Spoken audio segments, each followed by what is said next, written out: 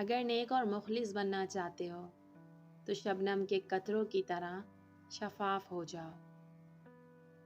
میں کیسے مان لوں کہ میرا کوئی نہیں ہے؟ میرے لیے تو میرا اللہ ہی کافی ہے۔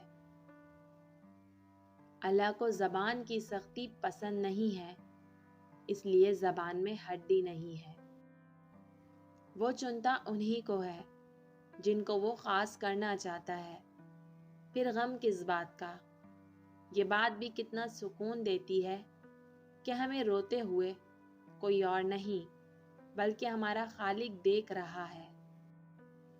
انسان جب اپنی خواہشات اور ضروریات محدود کر لیتا ہے تو پھر اسے جھوٹ بولنے کی ضرورت ہی پیش نہیں آتی۔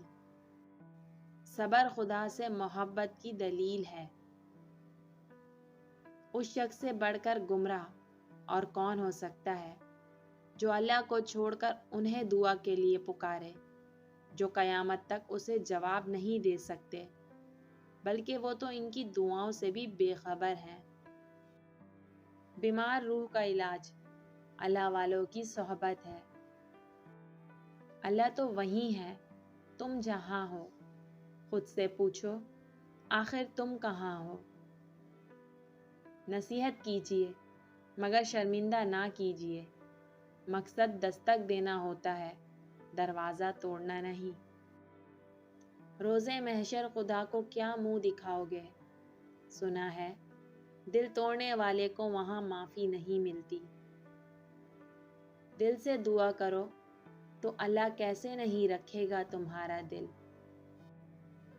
لوگو، اپنے رب سے ڈرتے رہو، بے شک قیامت کا زلزلہ بڑی ہولناک چیز ہے۔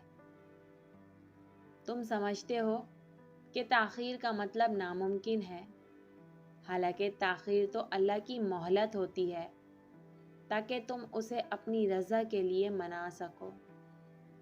اگر دیری کا مطلب اللہ کا انکار ہی ہوتا تو وہ اتنے لمبے انتظار کے بعد حضرت یعقوب علیہ السلام کو حضرت یوسف علیہ السلام سے دوبارہ کیوں ملواتا؟ تقدیریں اس کے ایک کن پر بدل جایا کرتی ہیں۔ جب اللہ دوست بن جائے تو کسی اور کی ضرورت نہیں رہتی۔ جب دل کو سجدوں میں سکون ملنے لگے تو سمجھو کہ سجدے قبول ہو رہے ہیں۔ ایک ہی جملہ انسان کی تربیت کے لیے کافی ہے کہ اللہ دیکھ رہا ہے۔